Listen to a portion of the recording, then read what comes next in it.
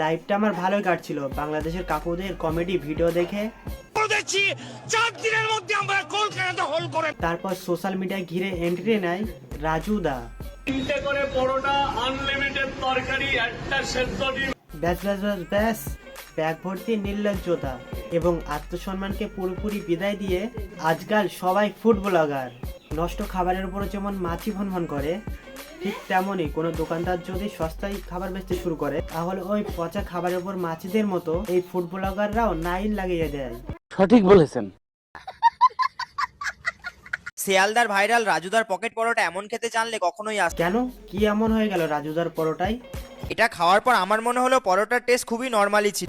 আরে পরোটার টেস্ট পরোটার মতন নর্মালি হয়, বিরিয়ানির মতন হয় না। আরে ভাই তুই আমাকে এটা বল, এইসব আলবাল ভিডিও বানানোর কনফিডেন্স পাস কোথায় থেকে? এটা তো হসপিটাল ব্লগারের বন্ধু, এর কাছ থেকে আবার কি বা আশা করা যেতে পারে?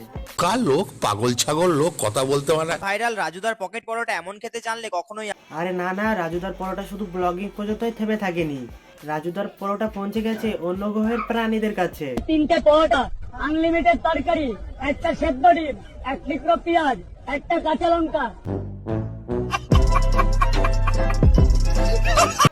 রাজুদার পরোটা এইসব অন্য গ্রহের প্রাণীদের ছাড়াও পাতা খড়দের কাছে পৌঁছে গেছে।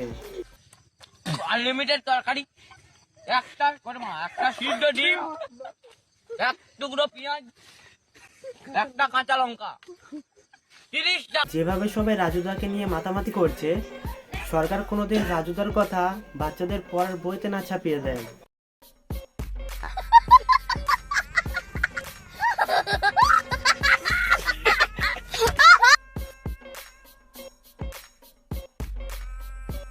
আরে যেটার ভয় ছিল সেটাই হলো। সব থেকে দুর্ভাগ্য বিষয় হলো এই পাতাটা যদি কোনো ছোট বাচ্চার পড়তে হয়। পরোটা, আনলিমিটেড তরকারি, একটা সেদ্ধ ডিম, এক টুকরো পেঁয়াজ।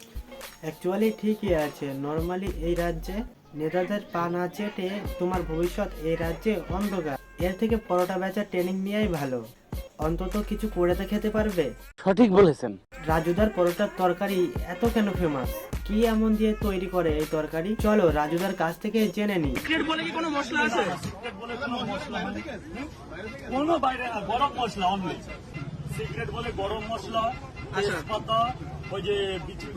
ওই যে রাজুদা বলে দিল সিগারেট বলে কোনো মশলা নাই।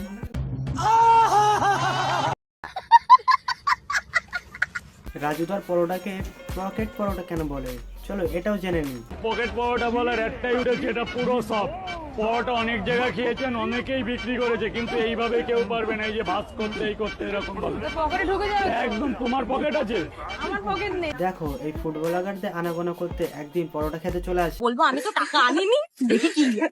দেখো ছাপড়ি ব্লগার পয়সা না নিয়ে এসে ফ্রিতে পরোটা খেতে চলে এসেছে। আমি টাকা দেবো না, আমি টাকা দেবো না।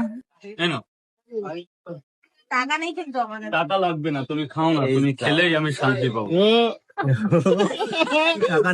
রাজুদা শুধু খেলেই শান্তি মেয়ে বলে তাই না? যদি কোনো ছেলে পয়সা দিয়ে খাওয়ার পরে রিভিউ দিতে চায়, তাকে তো রিভিউ দিতে চাও না। রাজুদা আমার ছেলে এটা করবে আমি আশা করি। যে লালদার দোকানে পরোটা কিনেছি, কিনে লিভিউ দেবো, লিভিউ দিয়ে দিল। अरे मुंह से सुपारी निकाल के बात कर रहे बाबा।